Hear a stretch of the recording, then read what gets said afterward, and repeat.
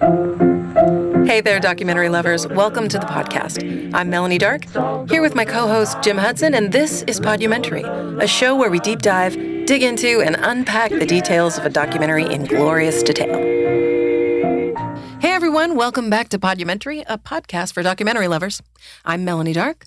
And I'm Jim Hudson. What Jim and I are doing here each week on the pod is recapping and completely unpacking a documentary, film, or series episode. Today we're going to be taking a deep dive into the dark underbelly of online dating by way of the Tinder Swindler. Yes, these are the documentaries I love the most. So tell me something. Have you ever used online dating apps? Are you in full disclosure mode? I have. I'm not very good at it and started late in the process. I went kicking and screaming, but a buddy of mine said, come on, just do it. Yeah, it's been of zero success for me. But I'm just not, it's just not my I think it either MO. is or it isn't, right? Like I definitely dabbled, never to the point where I met anybody. Only dabbling. I only shopped. And then never pulled the trigger in any way, even if I found somebody interesting, because it just is not, I don't think it's built for me. Yeah, it's tough for people like me because I don't do pick-em-ups in bars. Right. I don't do online dating. What does someone like me supposed to do? I don't know. You usually pick chicks up in theater class, is what I remember.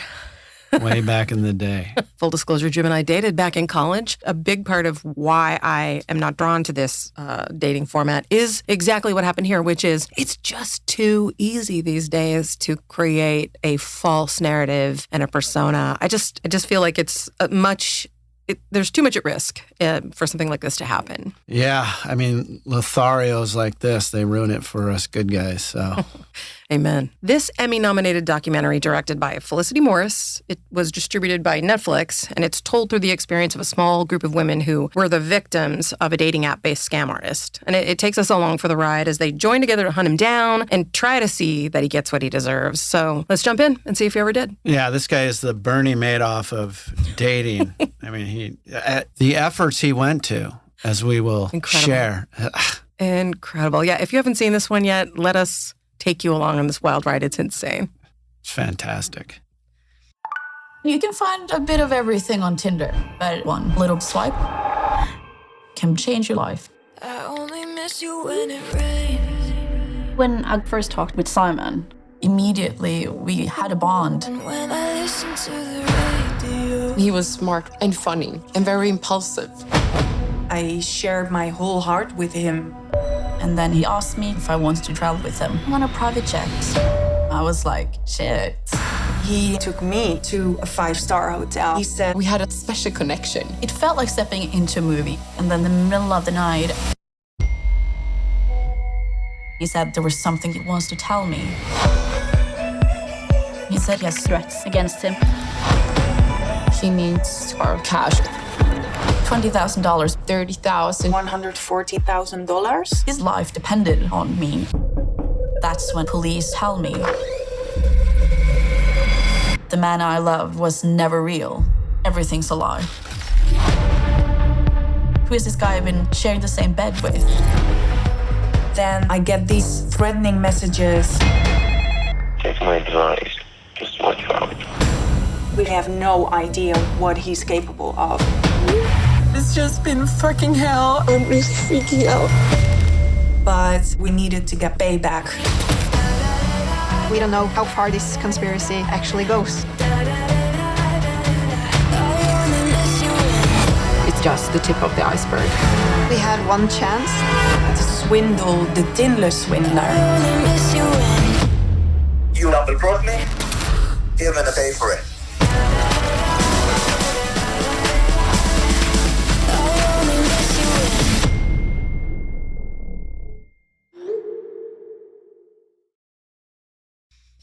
Okay, so this documentary really takes us on a ride globally, like from country to country. And we start out in London with a girl whose name, at first I thought was Cecile, but it seems like Cecilia. She's a Norwegian girl. She's beautiful, blonde girl. And we start really with her first date with this guy she's met on Tinder. His name is Simon. Right. I call her the Life is About Love girl, as she had 1,024 matches on Tinder. 1,024 matches. She's been doing it for like 6 years or something. I didn't write that down. She does. I mean, Life is About Love. That's a really good title. She's looking for a storybook experience. Yeah. And that's its own thing. That could be its own episode, its own podcast. And she's very candid about it. I mean, love is the single most, it's what makes life. Right. I can't imagine this girl is having a hard time. She's just, I mean, not that looks are the whole, of course, they're not the whole thing, but she certainly doesn't have anybody running the other direction from her. Correct. She is attractive. So he takes her for dinner at a really fancy, expensive hotel. She's very dazzled. I think it's funny because, what I loved about her was how if she's impressed by something, even though she's really lovely and pretty and like, if she's impressed by something, she says, shit. Yeah.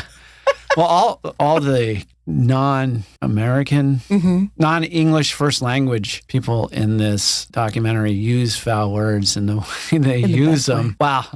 To me, they're a bit awkward. They're not smooth. Well, it's awkward to hear them say it, I guess. Yeah. I don't know. So, but before we deep dive that, we should explain why she picked Simon. Oh, please. This guy was a jet setter. Clearly, he had a lot of money. He was the son of a diamond baron. She finds that out on the date. She doesn't know that prior to him. Okay, fair enough. Right, and that's where we're at. But the pictures are all him, either traveling, high-end places, high-end clothes, high-end cars. Yeah. I mean... Yeah, he sells himself. Right. He certainly doesn't look like an average Joe. No. On his profile. Absolutely. And to your point, they get to dinner. He takes her to this beautiful, fancy, expensive hotel. Four Seasons. Is it the Four Seasons? It is. Oh, okay. The Four Seasons. And he says he's the CEO of LV Diamonds, I think it was. No, it's LLD Diamonds. LLD. Oh, see? Already correcting me. And he says that his dad is the king of diamonds. I thought it was really interesting that he starts to divulge really personal information immediately. Like that first date, he's talking about having a child and not together with the mother anymore. He's on the move a lot because of his business. And he's really just kind of giving her giving her a lot of background really quickly. Right. Well, it's interesting that, he had that profile on Tinder and anybody can create a fake profile. But when he comes out of the elevator looking like his profile, she swoons. She says shit. Yes, she does say that. And he looks like his profile. So Right. He's the real deal. Yeah. And so you can see it, she sees the trappings of this wealth now. Like now he's in 3D. He's there in front of her. He's picking up the tab. He's paying for everything in cash. The champagne is flowing. And that very night, he tells her he's got to go on a trip to Bulgaria and invites her. And she says yes. And more crazy than that, she says, okay, I'll go. For me, that's the first thing where I felt like we learned a lot about her. And I definitely don't ever want to come across as victim blaming. I am not. I'm just trying to unpack the parts about us where we get in our own way or that lead us kind of to make the decisions that we do, because she reached out to girlfriends to tell them that she was going to be off she goes on Bulgaria. And they literally say, like, what about being kidnapped, white slavery? And she's like, YOLO. Right. I wrote YOLO. I just think that you don't know this human being. Whether or not he has money is really neither here nor there when you're trying to ascertain, do I know if I'd be safe with this person? So for me, even though I can see the appeal empirically from having what she found is, he's not good looking to me just because he's not my type, but I get why he's attracted to her and he's, fancy and trying to sweep her off her feet. And I understand the appeal of that, it's such a large thing. This rich guy wants to sweep me away to Bulgaria. But that part of my brain that is also protecting myself is just, it's just danger, Will Robinson. Yeah, but I mean, my jaw was on the floor 90% of the time in this documentary just by the effort he went to create this lie. I mean, the production values, the details, covering everything so it's not exposed that he is a fraud. Right. I mean, if this guy would just go legitimate, he would be extremely successful. I know, he just wouldn't have money. He just is impatient, right? He wants it now. Right. And so I hear you. We all want to be safe. Sure. But I mean, I could see how people fell for this guy. He left nothing to chance. Well, and to your point, she said that they got to the airport and he had a team. Yeah. He not only had this bodyguard, I say in air quotes that none of you can see, who took her home and let her pack and grab her passport, but she arrives at the airport. There's a team of people with bodyguards. him. Yeah. Getting onto a private jet. They're not flying commercial. It's incredible. I couldn't do that if I had the money. Right. I don't know. I mean, that's... And for a girl who is looking for a storybook experience, she is his exact target, right? Correct. Because she's just falling forward into this dream. I mean, already on the plane, she's kissing him on the cheek and you see all this video footage. And so that's one of the things, from a production perspective, I want to say about this documentary. This documentary can exist the way it does because we live in the social media era and because people are constantly recording and documenting with, everyone's holding a camera now. So there was footage that she had taken on the jet, getting to see what they actually looked like and were saying and how they were behaving. Correct. Yeah. And to me, the X factor is his daughter and his ex-wife.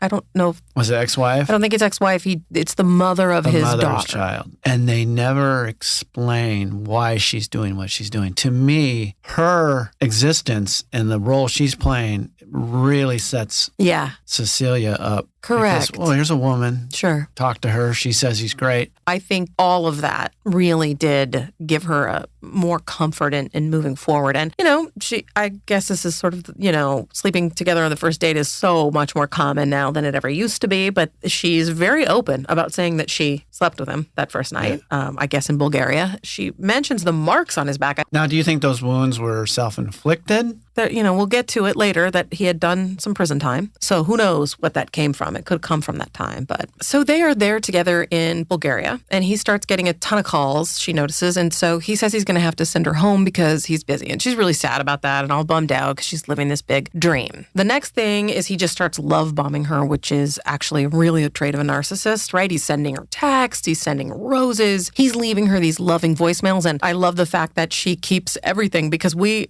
are benefiting from listening. We can hear his voice in this documentary. He's leaving her all these loving, romantic voicemails. Wish you a great and a beautiful and a successful and amazing day as you. Kisses. Good night, my love. I miss you so much.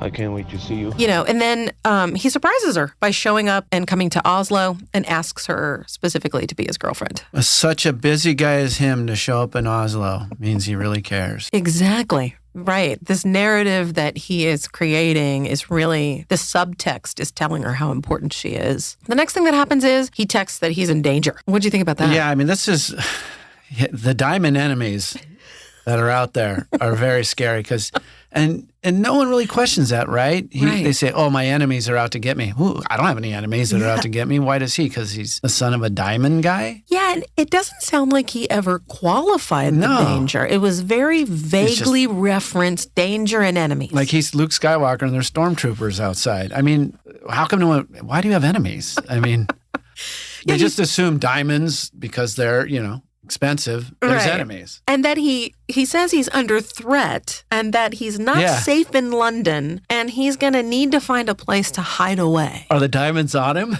Look, I got 5 million of diamonds on me. I got to get out of here.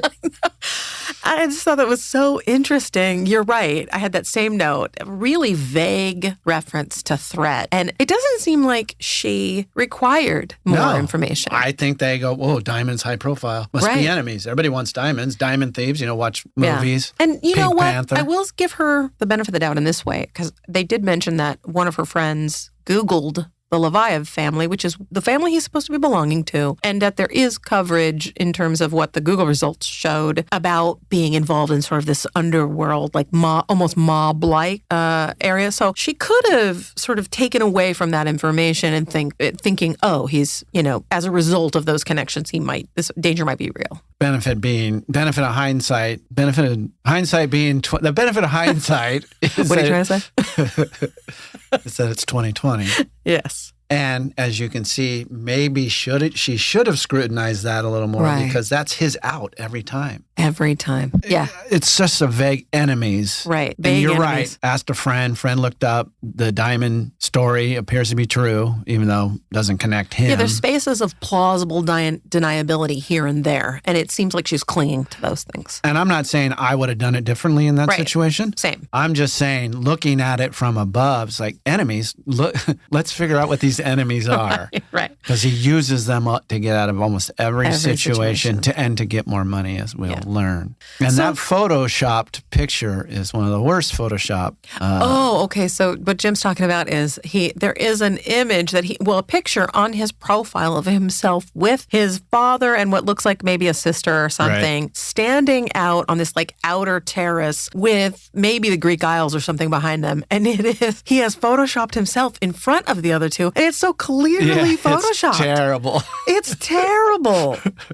The next place we go is Amsterdam. And Amsterdam takes us to Pernilla. And Pernilla is a Swedish girl who also was on Tinder. And she matched with Simon on Tinder. Yeah, she is somebody who, in a strange coincidence, had already dated somebody in diamonds. I had here in my notes, another guy in diamonds. And I was thinking, who are these people? I know. I don't know any diamond people. And that's all she dates. Yeah, and it makes me wonder, honestly, I just thought this must be maybe an echelon of existence that I'm just unaware of. It's just people, because they're all very well acquainted with these fabulous places. And, she spoke, I'm jumping ahead a little bit, but she speaks about Mykonos at one point, and she just talks about it like you and I are talking about the, Santa Monica Promenade. Right. Well, it's a great place to be. You got to go do this and got to go do that. It's very, very pedestrian and casual to them. But she talks about, again, that she hears that his father's the king of diamonds, and she goes to his house. She says, again, I feel like there's these behaviors of trust that are so common. I'm not victim blaming. I'm just saying this comes up again and again, this theme where on the first date, she goes to his home and, she talks about how beautiful it is, lovely neighborhood. He's dressed elegantly. He's really easy to talk to. She said they had an instant connection and that he asked her a lot of questions and she felt like that was rare to have a man listen. She says that they take a walk together and he makes a move on her, but she says that for her, it doesn't feel romantic between them. And I think this is interesting. And I wonder what you thought. They go quickly over this part. Like I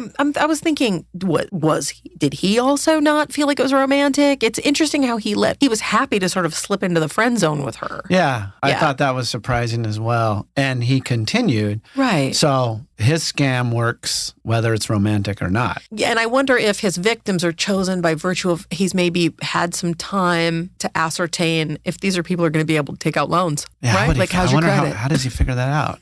Maybe the jobs they have or where they come from. You have to believe that God bless it. If he tried to do it with me, I'd be like, dude, good luck getting me to get you some loans. Exactly. So she talks about how they mutually friend-zoned each other with no harm, no foul, and they stayed friends. And she said they talked constantly. Yeah. They talked every day. They had a very, very fast bond. And he's a battery charger. He's a battery. Is that what she said? Yeah. He's a battery charger. There's battery drainers and battery chargers. Oh, that's right. Yeah. And she says he's a battery charger. This guy So she enriches her life, not at the romantic level, but gives her a zest for living. That interesting. is why she wants to continue this relationship, even though it's only platonic. Right. So this bounces us back to Cecilia, much like he bounced back and forth. They take us back to London, back to Cecilia. And at this point, Simon has asked her to move in with him. God. Wow. And we are a month in. We're like 4 weeks in and no brake lights on this girl. She's like touring. He told her there was a budget of $15,000, which, dude, deer in the headlights. And she's touring places on FaceTime with him, taking him through these. And she took video. So we're getting to see it as the audience. These beautiful $15,000 a month apartments. I'm thinking, wow, this girl is going headlong. Yeah, I have to believe she just suffocated her inner voice saying, right, I need to challenge this. She just didn't want to. And ladies, if this is something you do, I would like to suggest a book called The Gift of Fear. It's fantastic. There you go. Yes, to turn up the volume on that little needling voice. And you said it best. We're not victim blaming because I think I could have fell for it 100% easily. Absolutely. Right? I mean, it was Fantasyland. It was Cinderella story. Oh yeah, we're looking at this in the rearview mirror. So of course. But she just wanted it. It's like winning the lottery. Oh my gosh, I found the guy who's gonna make my life everything I wanted it to be. She's so relieved almost. There's this relief that the thing she's dreamed of is here, which makes you really feel for her on a certain level. And in my notes, I don't know if you have anything subsequent to this, because I jump right into the attack texts from here. How does he get an ambulance? How does he have an ambulance? I know. So what he does is she gets these texts from Simon that says he's been attacked. And he sends her, this is what Jim's talking about, pictures of his bodyguard Peter, his head bloodied, and then sends video of the two of them in the back of an ambulance where it's clear that like Peter is the one who's wounded and being treated. He's laying back, in the ambulance on the gurney while Simon just sort of sits nearby. But yes, I thought the same thing. I'm like, they had to have paid somebody. Clearly. My thought was they basically just lined someone's pocket to get into the back of an ambulance and take some pics. And that person doesn't know probably what is actually happening. They probably think it's a gag. Yeah. Sure, but I'm just saying this guy, if he just would have chosen the path of good as opposed to evil. This guy is ingenious. He probably could have made something out of his life that was just as rewarding, right? I mean maybe not as rich. He wouldn't be as rich, right? Right. I mean, he's focused. To be running this many scams concurrently, which it turns out he was, you have to be so smart and detail-oriented. Maniacal. He was a mad genius. Yeah. Okay, so she gets these texts, and of course, she moves immediately into alarm. She's buying all of this hook, line, and sinker for good reasons. And he can't use his cards because he's being traced. This is what he says to her. The diamond enemies. The diamond enemies are tracing his credit cards. So apparently these are also like internet savvy diamond foes. Why? Here, okay, so Don't mess with these guys.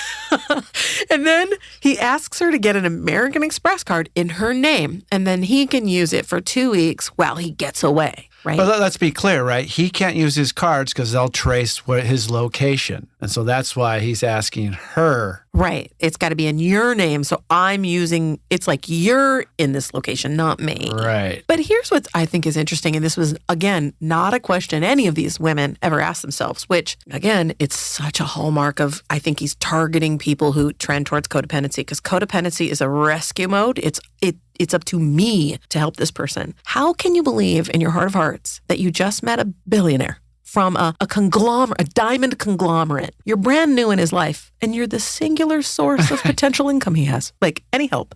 This guy. So true.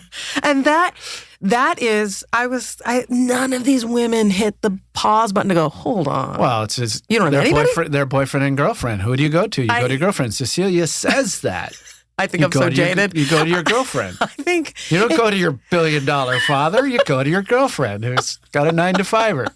Or even just fellow rich friends, right? Because it's not like a billionaire rolling around not knowing any other billionaires. It's just a really interesting gap for me in reasoning as this went along. And I guess that he uses risk to maybe override the critical thinking part, and urgency, right? You're in urgency, so you're really not breaking it down into its base part. And I think we have to keep saying it over and over again. We're not laughing at him because we would have done the exact same thing. I mean, I'm laughing because truly this could have been me at some point, right? Yeah. Absolutely. So she does. She gets a platinum Amex, and he maxes it out immediately. I mean, and I guess that makes sense now that we've seen the way he lives his life. But he maxes it out instantaneously. And then because of that, he asks her to come to Amsterdam and bring $25,000 in cash to him. And then when she pauses, because she's like, wait, how am I going to get $25,000 in cash? He says, you got to do it to keep me safe. And so she does it, takes out a loan. She takes $25,000 in cash on a plane. Imagine, I mean, I'm worried when I have nail clippers in my bag. If I forget, did I take those out? The stress that creates. She brings him the money. She takes out the loan. She brings him the money and then returns home. I do find it interesting that these women are also like, if I showed up and I brought you $25,000 in cash, I'm staying a week. I'd be like, yeah, okay, we're in trouble, but I'll hang out at the hotel. But no, he sends her right back home. It fascinates me, and she does dutifully just come back home. And within hours of her arrival home, he calls her and says that his security says there's a problem. He deletes his Instagram and tells her to make hers private. He's in a constant state of working the new mark. And so what we don't know is probably a girl before Cecilia had to go private. Correct. And so that she wouldn't see this girl's content because she's got pictures with her and Simon up. So if I'm a girl, I'm dating Simon, and this girl gets on my radar and I go look at her Instagram, I'm like, wait, you said you're not dating her anymore. She's got a picture of you from last week. So she's got to go private to keep his con going on these other marks. But he, of course, uses the danger aspect of it to get her to do it. He's also brought the danger to her doorstep, right? Right. So you're maybe at risk. You're vulnerable now. Delete your IG. Exactly. And she dutifully does it. I mean, this girl, if nothing else, is just, she's like, well, she does it. She's got to keep him safe. She hears, while she's on a call with him, she hears another call with the bodyguard come through to him on his speaker, like on speakerphone on another phone. She hears the bodyguard saying, "They know where you are." I mean, this was like Born Identity narrative right here. They know where you are. You've got to get on a plane. It's ready to leave. I can't tell you where you're going. Like this bodyguard saying, "I can't tell you where you're going. Turn the lights off in the apartment." I mean, at this point, I did feel a little bit like, okay, wait, hold on a second. Turn the lights off in the apartment. We are at Aaron Sorkin level details here. Am I getting, was my eyebrow raising a little bit? But again, I have to give her the benefit of the doubt. I wasn't in the moment. So yeah. You think that should have tipped her off? I mean, that part right there, it went to a level of, I mean, it's kind of cheesy. Yeah. And so part of me at that point, I struggled. But I don't know, it. man. To me, it just added more depth to his scam. Right, to the ramping danger. He's just, I mean, it was layered, his scheme. Layered, right? How did he know to have a woman with his baby? How that would help immensely. And they never talked about if anybody else met that mother, which I think is interesting. I'd wonder how many of his victims actually met that woman. And that woman's story is even more interesting. We'll get to that. But he leaves, I mean, every corner he has covered. I mean, it's amazing. It's amazing. And she does. He gets the desired result because she basically starts saying, "Are they coming now?" You know, I could see that he was struggling. And bless this girl's heart, she's crying on camera, even now, knowing it was a scam, understanding that this guy was an absolute fraud and a fake. And still the emotion of the time revisits her. Yeah. She's there. She's retelling the story that was a lie and is still welling up saying, "I didn't know if he was in danger. He escaped to Stockholm and sent me a geotag." And she's just very upset. I just thought, wow. But I have to ask you, how can you fall for someone that deeply, that intensely, only known him for a little over a month? Yeah. She had to be in love, and again, not judging, with the situation that she hoped would be that fantastical situation she saw that first night. She wanted that life. Yeah.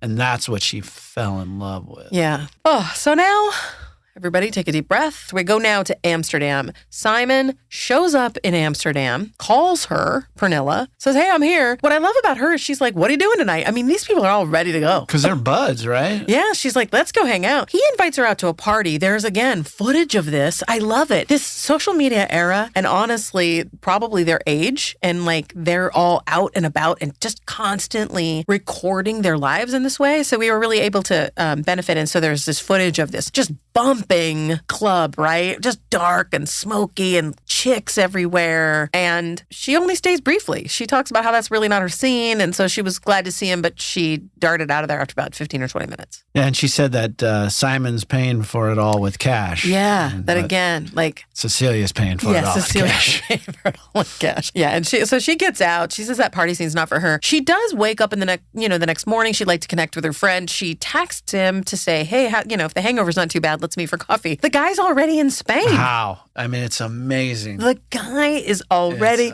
he's gone from Amsterdam to Spain. I mean, he had blown that $25,000 that night almost. Oh, easily. And, she points out that, Simon's paying for everything, right? Right. And I'm wondering, well, why, if he's got to have some reserve just in case of something. I don't know if he does. That's me thinking, right? Which I could never do any of this. But then I go, no, he's got to give this image because there's other potential victims all around him. Right. There are people that are benefiting. Constantly strategizing. Yeah. And he's showing this, I'm paying for everything. I got it. And you don't ever have to worry with me. So if I ever need something from you, it's legit. Yeah, I look like the real deal. Absolutely. So, okay, but now we're back to London and back to Cecilia, where Simon is now raising the stakes. And he's hounding her about this card. I started to my compassion for her really kicked in at this point. I have compassion for her generally, but I think I felt like my compassion upticked at this point because at this point, he's now really placing the onus on her and her alone to keep him flush so that he will be safe. And because he's hopping from country to country, the cards keep getting blocked because that's such a fraud behavior. It's such a classic fraud behavior to suddenly a card's getting used in Amsterdam and now it's in Spain. So he's calling her to say, "Hey, you got to get this thing unblocked and I'm not safe. You got to do it. You got to do it." She's on the phone, which I don't even want to make one one phone call to my credit card company. Jim, imagine that day after day, you are just on the phone, lying to your credit card company and trying to get things fixed, which she's succeeding, bless her heart. She's getting these things unblocked.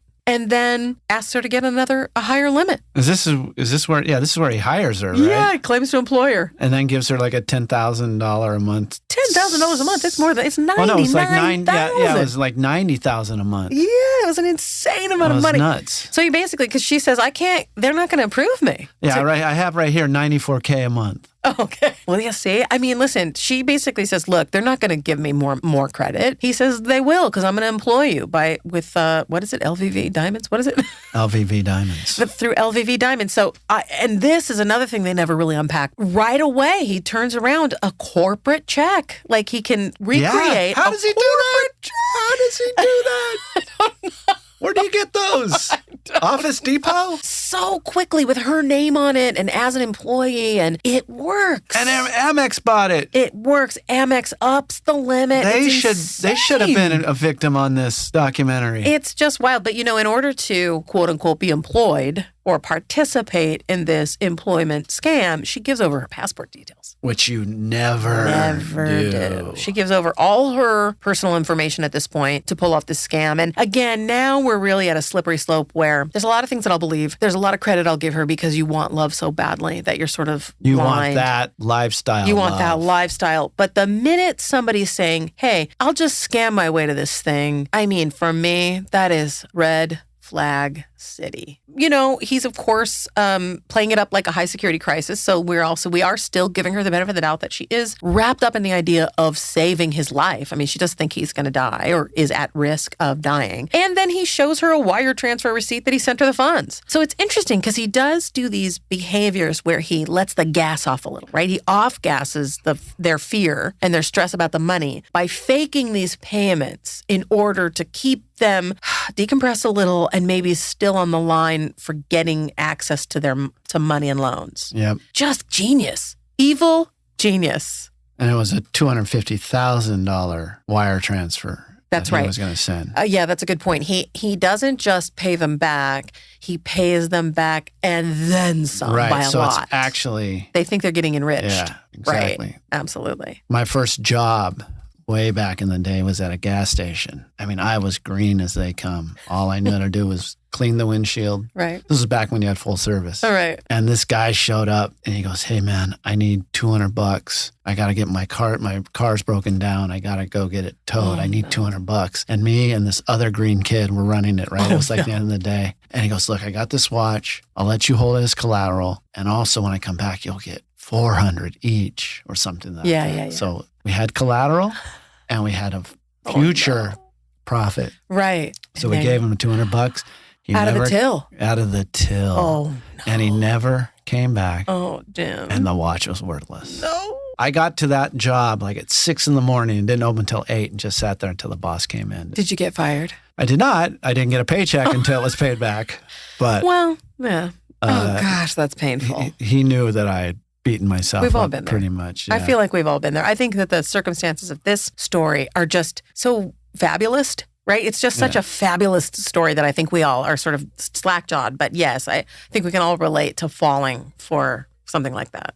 Okay, so this next part takes us to Mykonos, where Pernilla currently is in Mykonos and she's there vacationing. And she asks Simon and his new girlfriend. So here we have a third woman enter the fray. Her name is Paulina. She's a Russian model. And Simon has this new girl and she says, why don't you and Paulina meet me in Mykonos? And he promptly cancels on poor Cecilia, who's busy saving his life with multiple loans, and heads on out to Mykonos, right?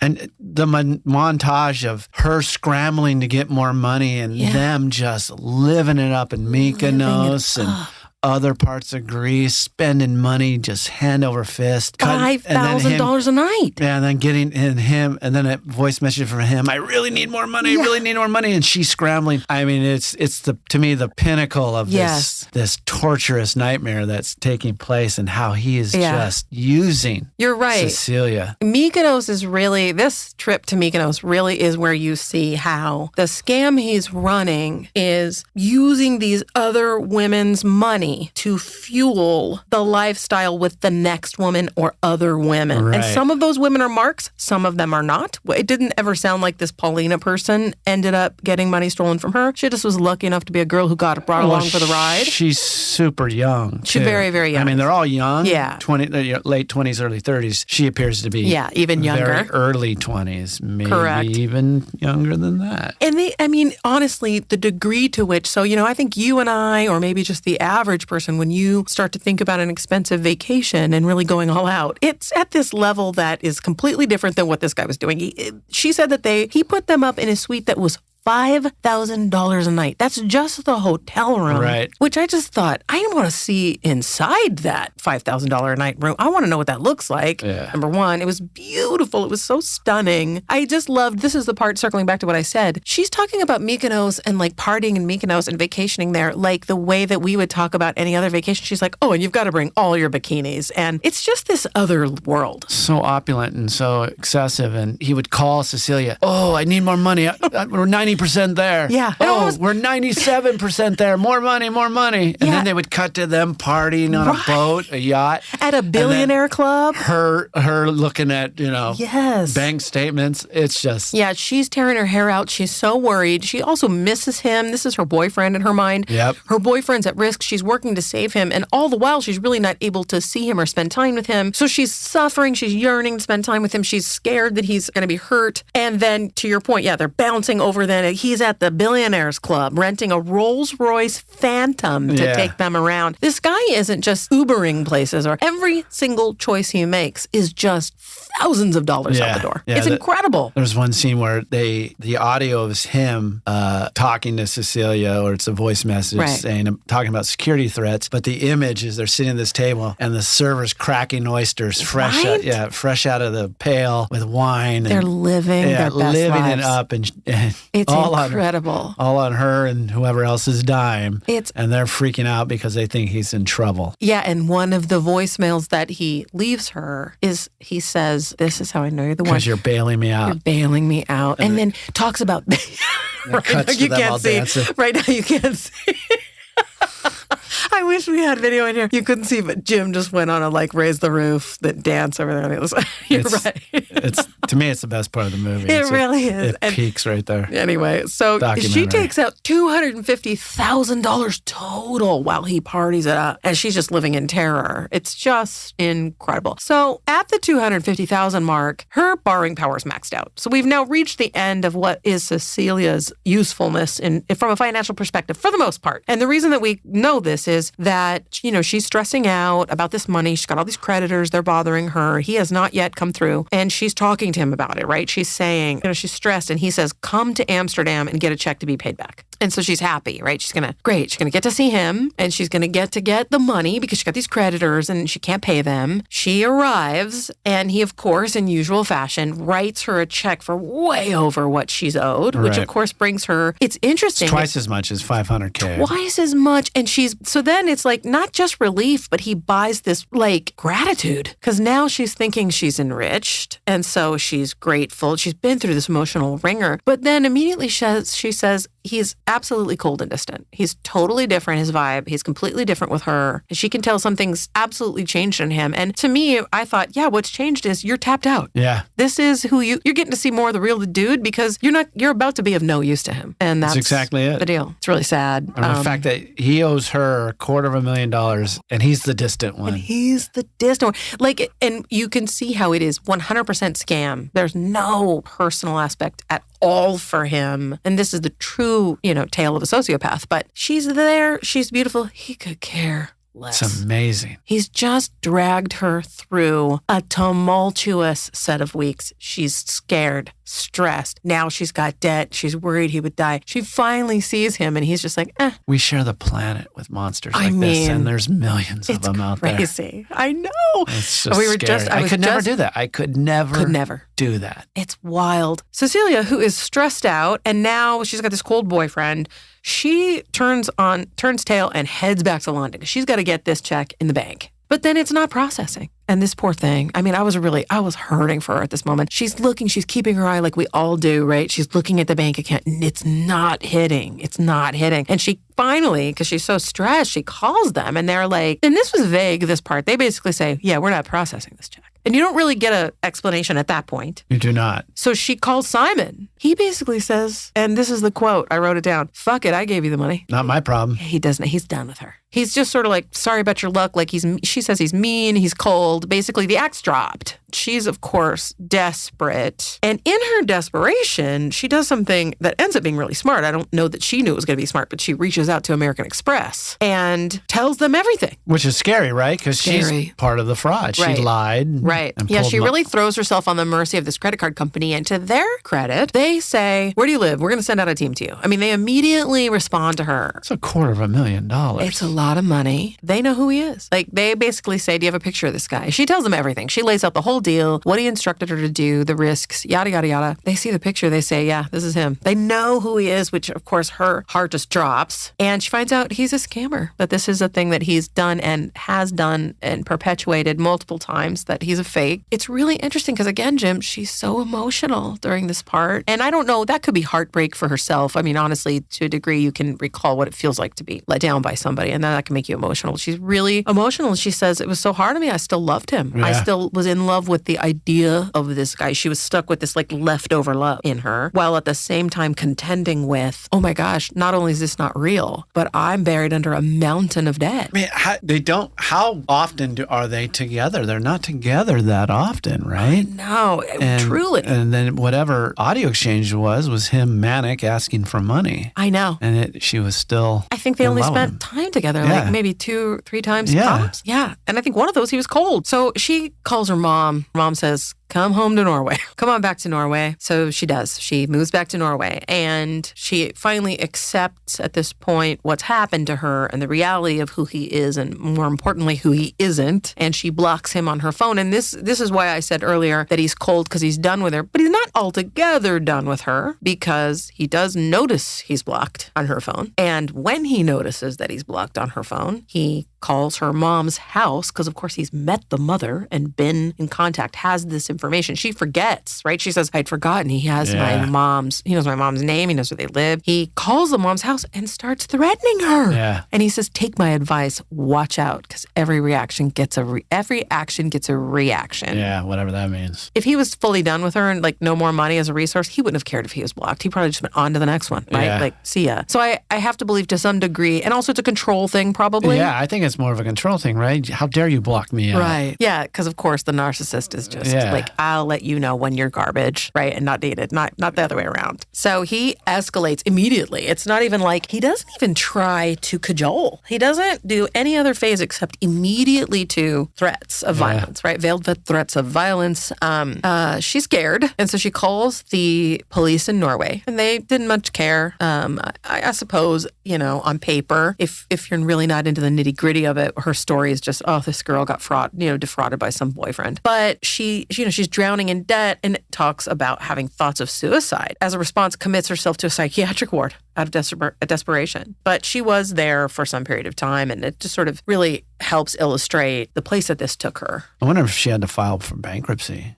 I mean, I know. It's usually the resort of people getting this much in debt. They file bankruptcy. There are some follow-up details that I'll give us at the end. Okay, so that's where we leave Cecilia. Cecilia's in a really, really dark place. And now it's time for Simon to begin the danger phase with Pernilla. Pernilla is in Amsterdam, and she gets a text. She starts getting texts from Simon. He's sending her news articles that his father, I say in air quotes, is being questioned in a diamond smuggling case. And they're being, say it with me, Jim, targeted by enemies. The diamond enemies. those famous diamond enemies, those nefarious diamond enemies. And he then sends the exact same bloody images of Peter and himself faking an attack, follows it up. Yeah. So the father is friends with Putin. Okay. So that's pretty high up there. Right. These enemies must be just gods. They're Norse gods that can actually throw lightning bolts at these people. This is the Avengers. I mean, it's amazing. And he asks her for $30,000, which of course she says she doesn't have. This is a girl who you can tell has had access to high style, good times, but isn't herself a person of means. She's living with her mother, in fact, at the time, saving money to buy herself an apartment in Amsterdam. And so she says the money that she had, the only money that she had was in savings for a house. But she says, it doesn't add up. Like, it doesn't even compare. I've got to keep my friend safe, or I've got to buy a house. Of course, I gave him this money because I'm going to keep my friend safe. Again, another person who didn't for a moment consider, because this isn't even his girlfriend. So now I'm just your friend. And you've partied it up pretty hard and you've paid my way, and that's great. I'm all about that. Right. I mean, there's some obligation. I've had friends who spent a lot on a weekend, and you feel on the hook to show your gratitude. Of course, yeah. So I but think to my point, I think last time when we were talking about why didn't Cecilia question his ability to get money from anybody else? This is a billionaire in this world. And you had said, well, it's your girlfriend. That's who you go to. Well, to that point, I'm saying Pernilla's not even a girlfriend. That is a good point. You're right. Yet she didn't for a moment go, hold on, before I give you my only $30,000, can we let's talk through some other options. Well, I mean, he tried to show that his father was not accessible because he was caught up in some smuggling case. But just take Bill Gates, for example. If you meet Bill Gates and he sends you out on a really great time, he pays for everything on the yacht, and then later Bill says, can I borrow some money? Don't you go, wait, Bill, don't you know some rich people? I mean, you're a rich guy. You know rich people that aren't... Especially if it was $30,000. Sure. I go, whoa, really? Really? Yeah, I did have a fun weekend. 30,000. I just feel like that's got skipped a lot. This part of like, you don't exist in a bubble, billionaire. You're not in a billionaire bubble where your life should be touched by other rich people beyond your family. So the fact that I'm just this random person you met on Tinder, I'm a friend you see occasionally when you're in the country, but I'm your go-to for $30,000. There's just no moment where they went, hold on, wait a minute, what? Like and again, I'm not victim blaming. I'm just saying this is a leap that everybody leapfrogs over this. Yeah, it's true.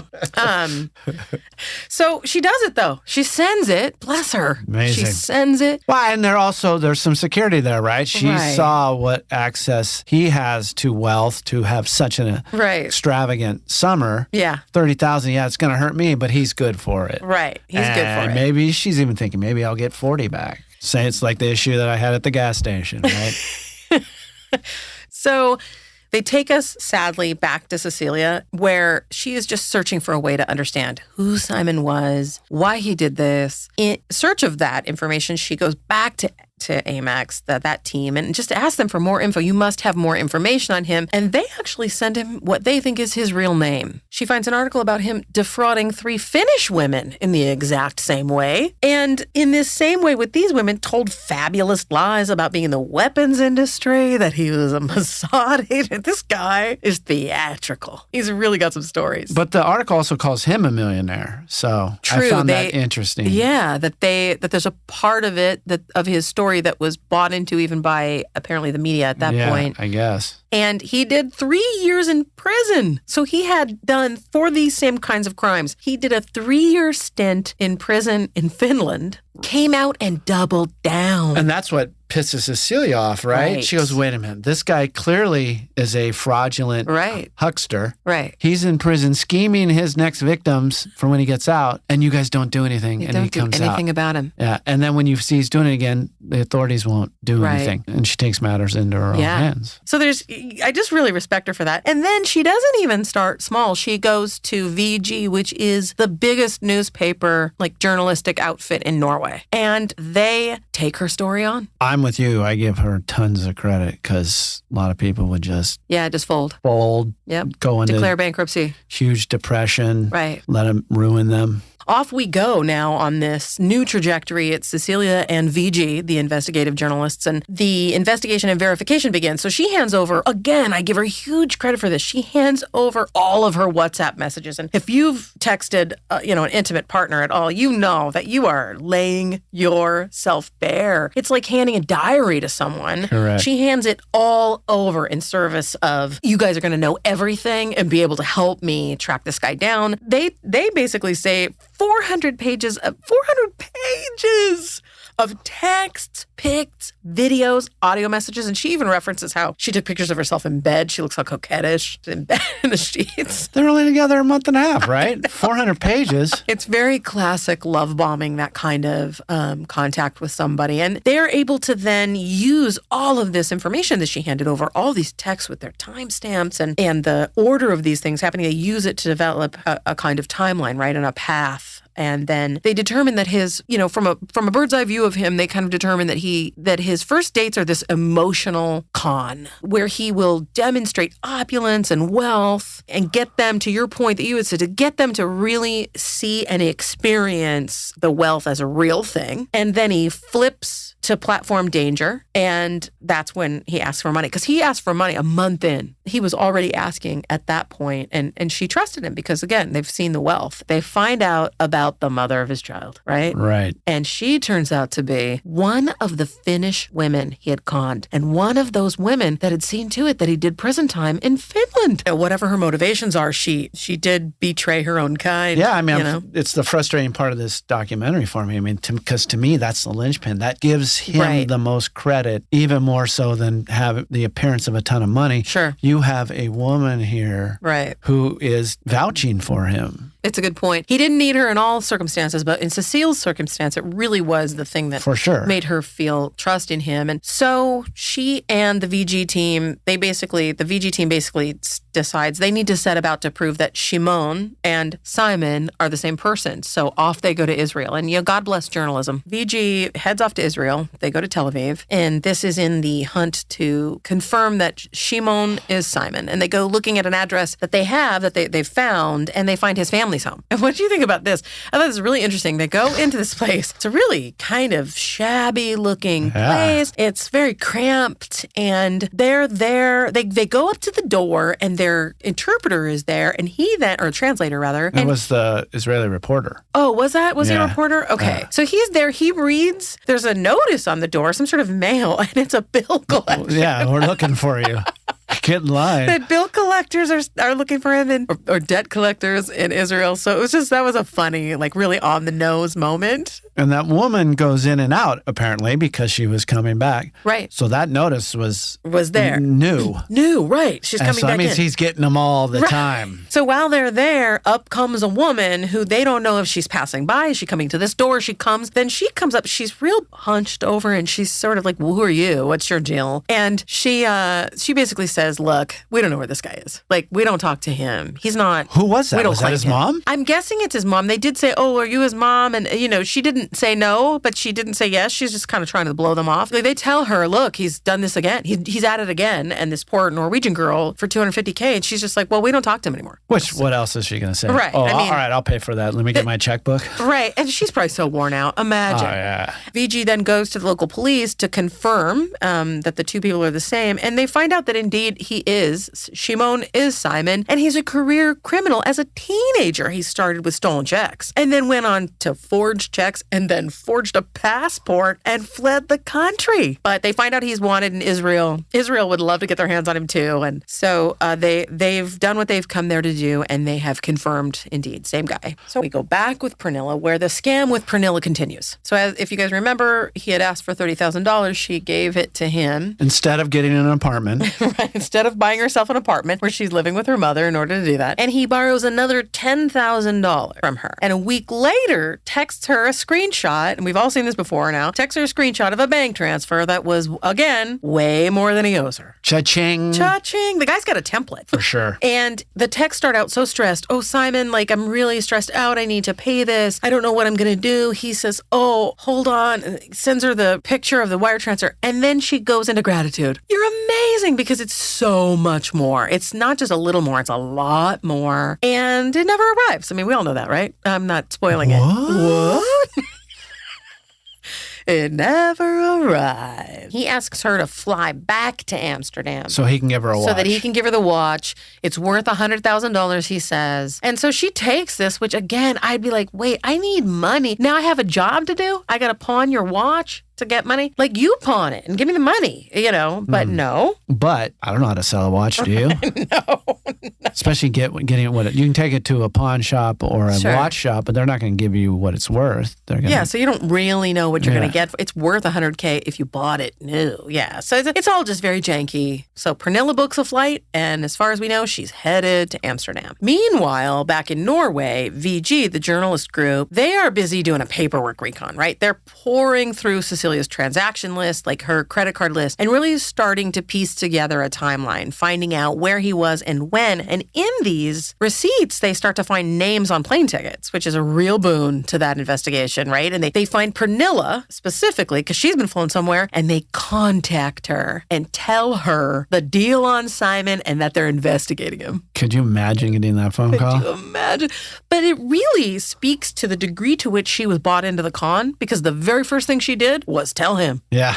So she's in, right? She's got no red flags, really, at Simon, this point. tell me it's not true. Yeah, and listen, if I'm in however much money to this guy, I've given him this money, and I hear from a reporter, first of all, the first thing I do is I Google that reporter's name. Is this real? I'm like, who's this guy? Erland, what? The minute I find out he's a legitimate reporter, I don't talk to that guy again. Yeah, but a lot of people don't do that. I mean, I think you're a little more diligent in this area. Yeah, I am But the thing safety is, girl. if someone came to you and said, yeah, Jim's been scamming you, we've known each other for quite a long time. Right. I think you would go, Jim, someone's saying you're scamming Yeah, but me. I've known you a long time. Right. They've known this guy a couple months at best. Yes, it's Why are they trusting this guy? Because he appeared to have a lot of money. It's amazing. I guess so. And you know what? It just shows you the sort of inner dream of access to wealth. Yep. It's really powerful. We all cleave to and that's why you can't judge these people. You can't. No. I've found myself doing it. So they are, again, they find Pernilla, they contact her. Pernilla contacts Simon, and who's behind this VG investigation? Tell me. It's my enemies. It's my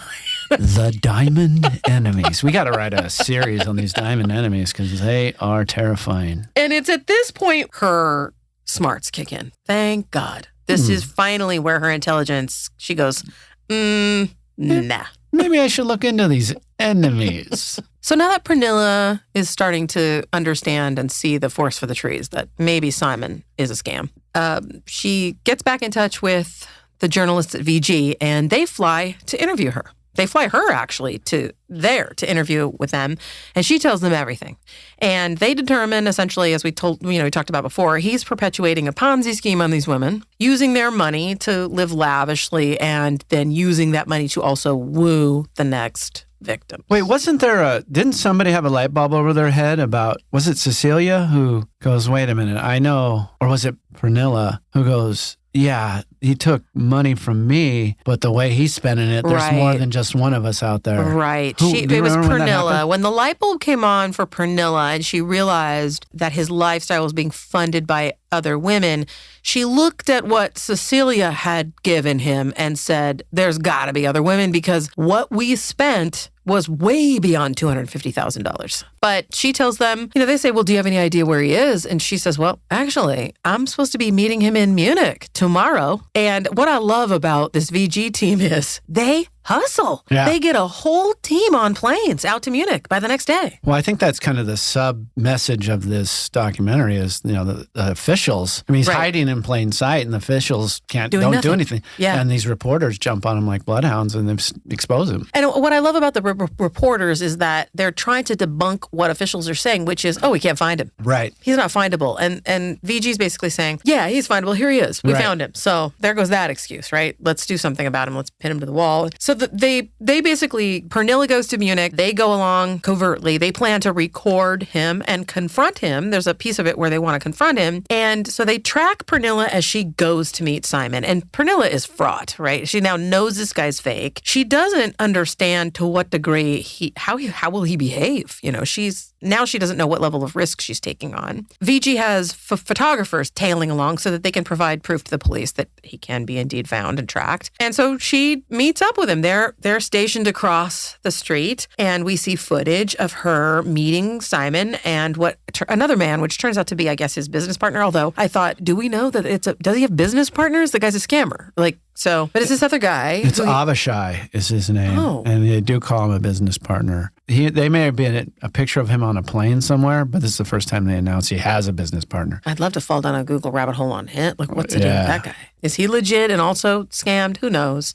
The same question can go for any number of his team. The productions on the scam, it's got to be more than just this Simon guy. Oh, sure. Yeah, I mean, they're all living it up and probably getting money, even, the bodyguard, Peter. So they have photographers tailing, and she meets up with Simon and this business partner. She gets into a car with him. I will say the chutzpah of some of these women, I think maybe the fear piece would keep me from being able to do these pieces, but she does it. She climbs into the car and she lets them, she's texting them. She puts the reporters' names and numbers in her phone as like a friend's name so that she could play it off that she's texting, right? It's a local friend in Munich or something. She's saying where she is because she's going to meet up with that person. So she's got this, which is great. She's formed a story of why she's texting, and she texts the team to let them know where they're headed and so that they know where to wait to see him.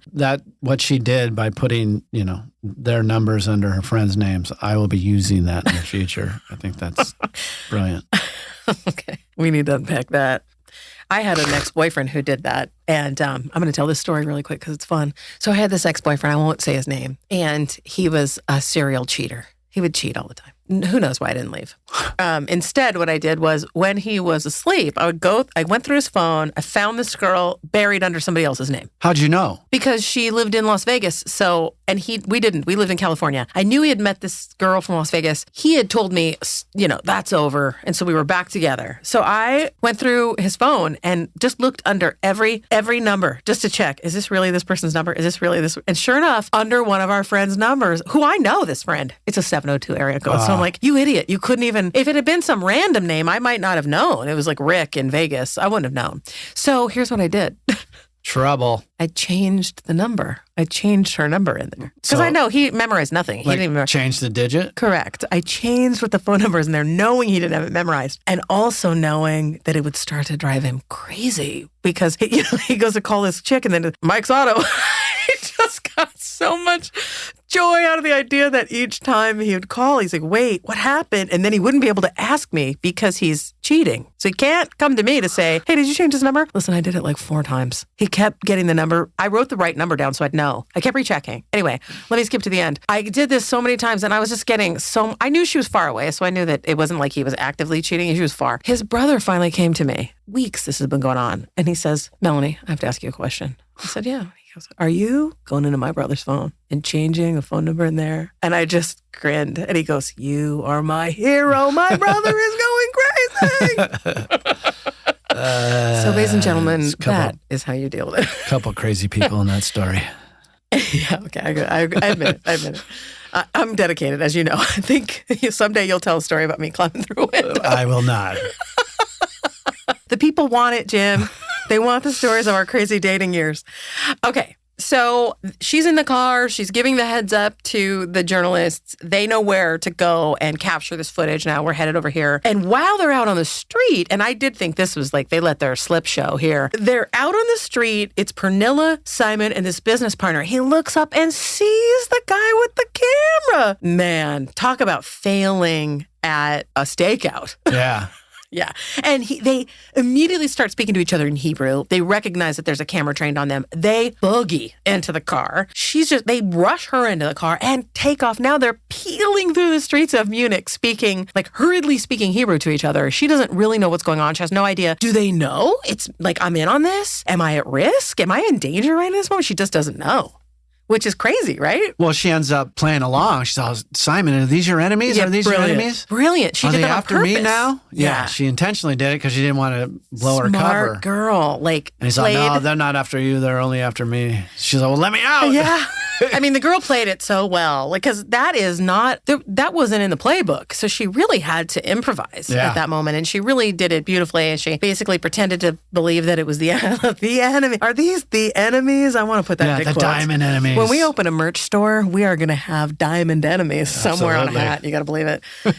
So they let her out. So she gets let out. Now, keep in mind, the journalism team has no idea where she is. Right. They're planted in this hotel. They let their slip show. Their cover was blown. They're worried about her. But it all works out. They reconnect. Well, their goal was to confront him. They wanted to confront him. That's off the books. Yeah, that was Can't do it. Scrapped.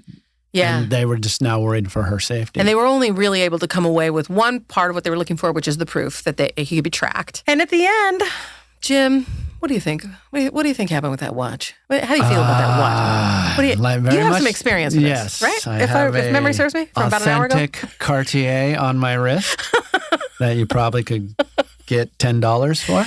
Yes, that's right. The watch was a fake. I mean, all that money, and I bet he did have real, stuff that was really worth money. Oh, well, we know he did, but that's skipping ahead. But he gave her a fake, which just is amazing. It's amazing. Amazing. And so she's left high and dry. But it's great how she says it. She goes, so I took the watch. Of course, it was a fake because it's Simon. It's classic. So funny. So she's in Norway and she's with the journalism team, Pernilla, and Cecile is now there. Now we've got the two of them together. They meet and Pernilla still has a desire to confront Simon. I get from an emotional perspective, but once you figure out somebody's such a fake, it almost seems pointless. You're just not getting the truth out of this human being. Yeah, but it's a great scene. It is a great scene. She calls him on speaker. She confronts him about the truth. And as soon as he perceives that she's believing what she's been told, he loses his mind. Right. But he goes so sideways, he threatens her instantaneously. Yep. You really get a glimpse of what that guy really, really is. So, of course, that comes to naught, right? He just threatens her repeatedly, and then that's over. And then the VG puts the article out. It goes viral, just like they'd hoped. This is the whole point. I think a part of the point of the article also for the women was, we don't want this guy to be able to hide in the shadows. We want him to be so exposed that no one's going to swipe right on this dude. Correct. Yeah. And so that happens. I did feel bad. Well, it happens, but there's already, as we'll see, there's already another victim. Right. And they face a lot of backlash because it's the internet. So, of course, in the world of the internet, we do blame, we victim blame. That's what you get for being a gold digger or a diamond digger. A diamond digger. But meanwhile, they're like, we paid for everything. I know. Our gold. So, they go through that, and that's tough. They kind of talk about how it was sort of tough to see a lot of that rhetoric, but they also saw a ton of support, people who really feel bad, like we do, for what they went through. Nobody deserves, I don't care, what your motivations are in terms of how you date. I just don't think anybody deserves what happened. So then they had plenty of support. Cecile and Pernilla really bonded immediately, of course, and then they continued on together. They joined forces to try to continue as much coverage of the story, of their story and of Simon as possible. They go on this mini press tour. They do talk shows, news agencies all over the globe. And again, good for them. They really chased this moment. Yeah, I mean, they're out $300,000, right? I mean, and more combined. Bring him to his knees. Absolutely. And also protect others from... They want to pressure the police. They want to mount more and more pressure on authorities to do something about this guy. And in the course of this article, a lot of people get in touch with VG and report that they were a part of scams by him. Some people say that they worked for him. He never paid them. Some people say that they employed him, that they were his former employers. At some point, wasn't he somebody's nanny? Yeah. Or something insane. Somebody Could you imagine? in New York, right? Yeah, that they gave, this guy had their children in his care, just multiple girlfriends and friends, and that he had been reported to the police in at least 7 different countries. So we now are introduced to Aileen, a third girlfriend. Come on, Aileen. A third girlfriend emerges. And here's what's wild. She's been dating him, air quotes, you can't see them, 14 months. how has anybody lasted 14 months with this person? And you have to wonder, where's she been?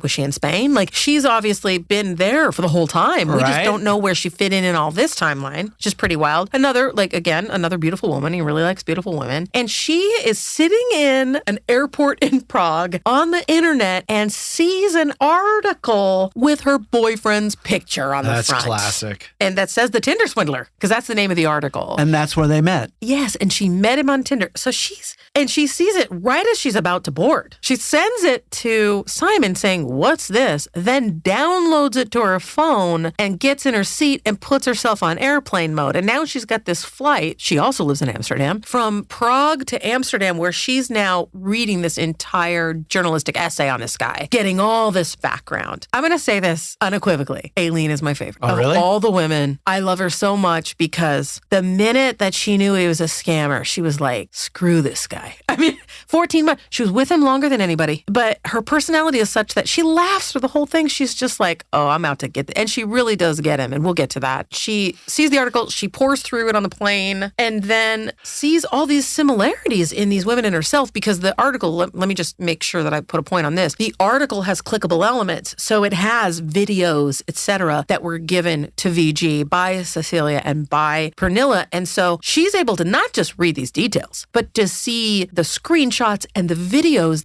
that he sent these women, and she recognizes, hold on, I have a video where he's wearing that exact same thing, sitting in that exact same seat in that exact same private jet, saying the exact same things. She could pull up videos. This guy was just on repeat, just sending. He was at a video shoot and he had a list of names and he just changed sending the name. them out, just on a plane. A content machine, this guy. And she's able to sort of see, and I will say, I love her, but she also has benefited what the first two didn't have, which is the minute she finds out about him, she gets a full dossier. Yeah. She gets to see the entirety of who he is, and she gets to see this visual evidence of how he has been scamming her in the same way he scammed these women. And so she's able to really get right on to the truth of the fact that he's a fraud quickly. And even to the point where he sent her the same bloodied pictures telling her he's in danger and Peter's in the ambulance, the whole deal. She also lent him money, which also, she said she ultimately gave him $140,000. And I was thinking, she must have money. And now she's seeing that her money was spent on these other women. And she immediately goes to that truth, right? She's like, he spent my money. This is what she said. He spent my money on bullshit. Yeah. She says that word well. She really, really does. I like her so much because she's almost amused in a way. Like, there's just something about her energy that I really, really love. I know what you're talking about. So she leverages his desperation and she acts like she believes him. So she did initially start to call him out on his shit. But when she realizes that she needs to be actionable on her own behalf faster than the police can be, she basically starts pretending she believes him. Right. I mean, he used the enemy's story on her too, right? These bitches, they're the enemies are paying them to do this, and she pretends like she believes him. What I do love, the gall of this guy, she basically says, I don't have any money I can give you. I've given you all I can give you. And he says, maybe you can pawn your car. Right, and sell your house. Maybe your parents can sell their house. Like, he was even talking about what her parents could sell or pawn, and then saying, you're going to be the mother of my child. I'm worth it. That thing where he was like, I'm worth it. Like, we're going to spend a life together. This guy's already got $140K of my dollars. I'm like, are you worth it? I don't think you are. No. I don't think you are. So she offers, and this is brilliant. She works in high fashion. She understands, because of that, uniquely, she has a unique understanding of what the worth of his wardrobe is. She talks about how everything he wears is top shelf, really expensive clothing, and each thing hundreds and hundreds of dollars and more. So she suggests to him, hey, because of her place in the world of fashion, I can sell your clothes for you and get you money quick. And he agrees, which is great. I mean, that's how much he must need the money. He really is out in the wind. And he agrees, and she flies to him to get the clothes, which is, don't you feel like that? Also, bold move. All these women taking some pretty bold moves once they know he's kind of a scary scammer guy. Yeah, well, at least yeah. Yeah, for sure. And she is scared. Eileen and Pernilla do. She talks about how she's scared. And remember, you're pretending to be this person's girlfriend now, and you're going to stay overnight. I mean, I would just be stressed. Like, what is this night going to look like? She does say she's scared. She knows he's a fake now, that he's not really her boyfriend. He's this fraud. She really doesn't know what he's capable of. And bless her, she gets into bed. She's like, I climbed into bed, and thank God he didn't make a move, which I love that she even detailed that. And then the next day, he makes her go running around with him. He tries to get plastic surgery. With what money, Jim? at this point. I'm like, plastic surgery is expensive. I don't think the clothes money is going to get you plastic surgery. I just found it interesting that they wouldn't do it. Yeah, they said this is what criminals ask for. Yeah. Just fascinating. And she said her eyes grew like saucers, like, oh my gosh, he is a criminal. And so she beats feet. The next day, she absconds, right? She absconds with the stuff. But before leaving, he hands her a letter and says, don't read it until you're on the plane. And of course, it's a bunch of BS about loving her. He's going to marry her. We're going to have babies. I notice it's a big hook he uses over and over again with these women. You're going to be the mother of my children. Right. She's got the letter. She whips it out. Again, I love Aileen. So much disdain. She's like, get this. She just reads it. This girl doesn't have an ounce of pain. She's just all power at this point. And I love her for that. And she gets home and man, she gets busy. She starts selling this wardrobe. She's going nuts. He's nagging at her. Where's my money? And he's losing it. Losing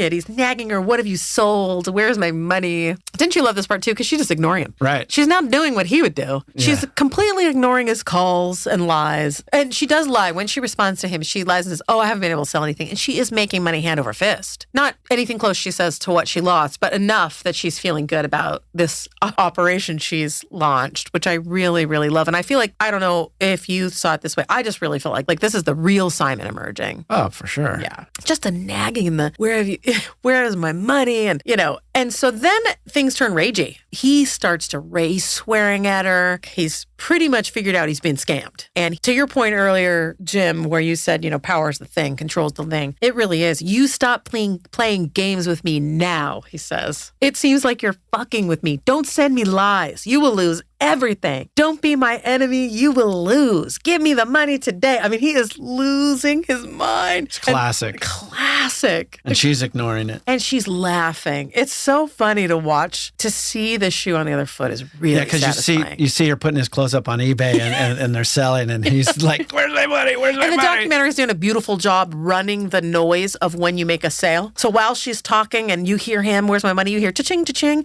And while she's being interviewed, and this was a beautiful moment, her cell phone makes a noise and she picks up, she says, oh, another thing sold. Yeah.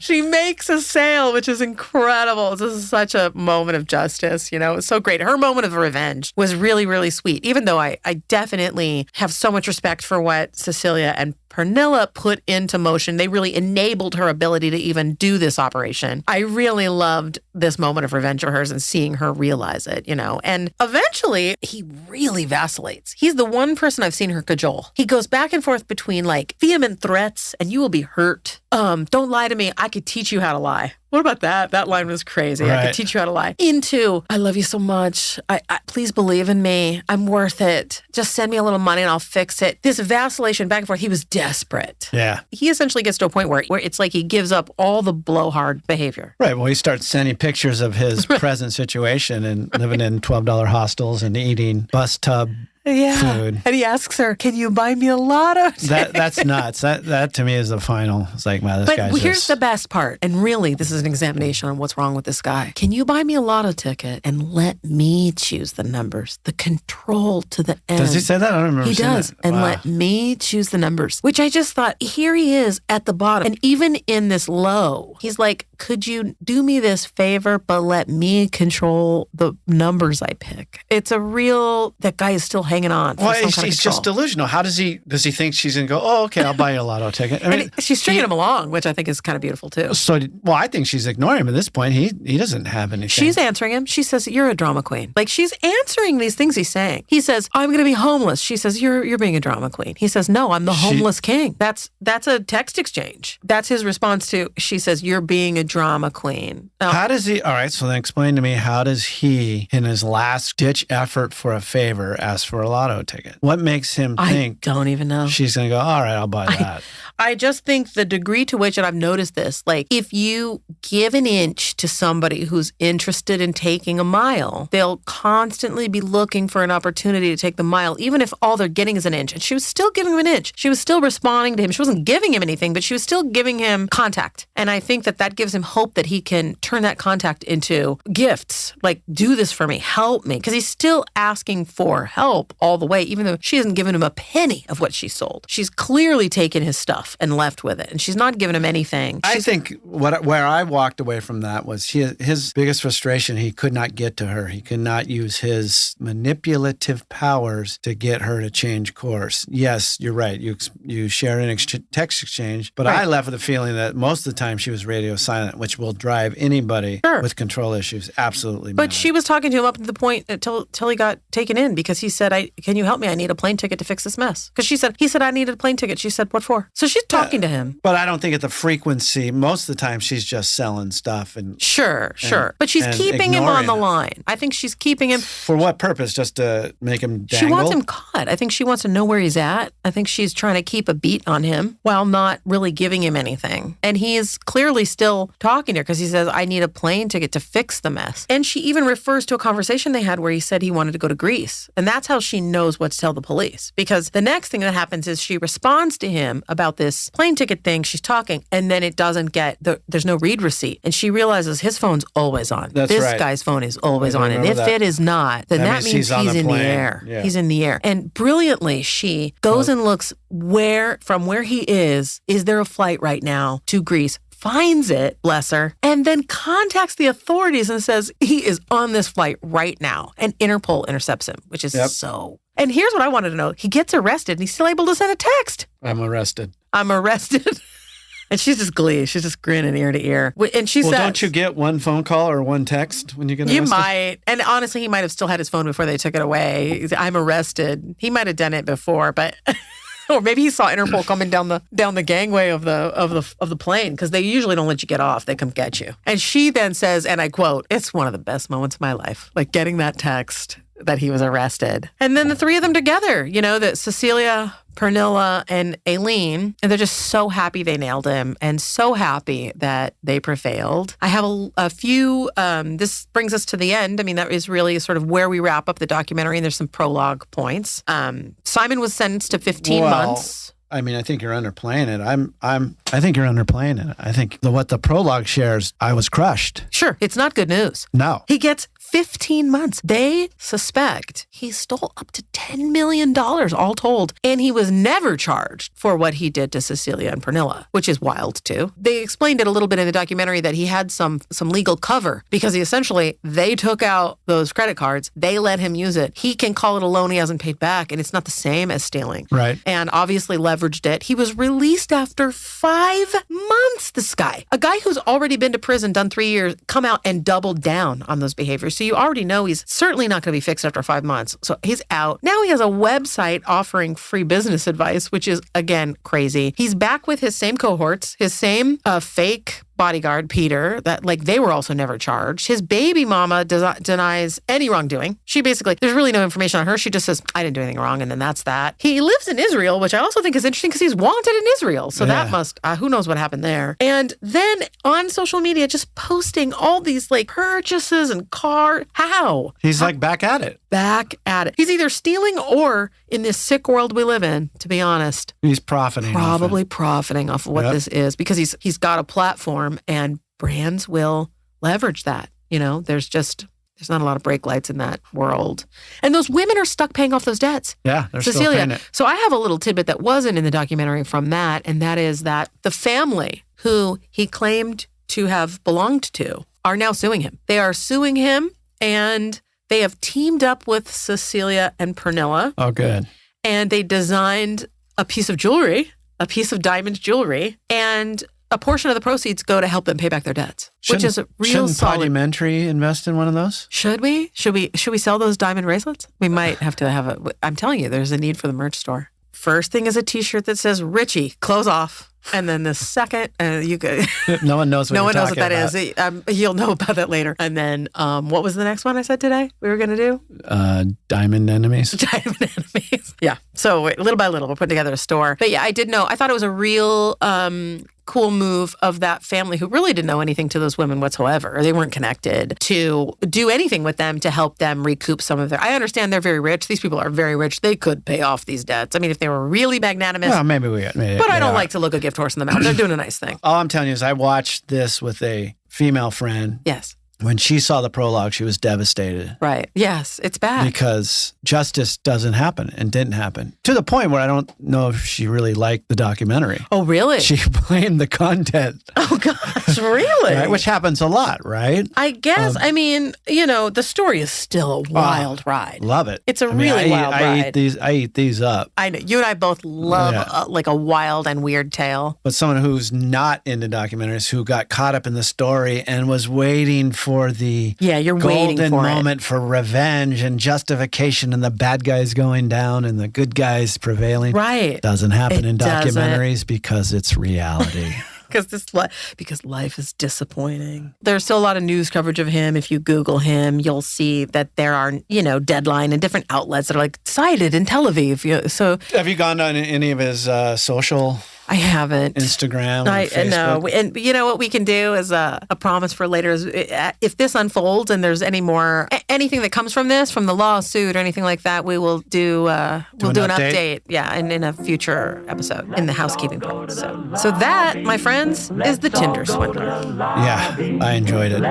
Podumentary is executive produced by me, Melanie Dark, and produced by both Jim Hudson and I with the support of our fearless production coordinator, Kate Dark. The podcast is recorded and engineered at New Vine Music Studios in sunny Santa Monica. And our theme song is the 1950s movie intermission classic, Let's All Go to the Lobby, licensed courtesy of Filmax Studios. You can find more episodes of this podcast and smash that subscribe button at podumentary.co. That's podumentary.co. We'd also love to hear your take on this documentary. You can use our website's recorded message feature to do that, and we might even feature your message in a future episode. If voicemail isn't your thing, you can shout out your comments, criticisms, or documentary requests on Instagram, Facebook, and TikTok at @Podumentary, and on Twitter at @PodumentaryPod. If straight up old-fashioned email's more your speed, drop us a line using Hey.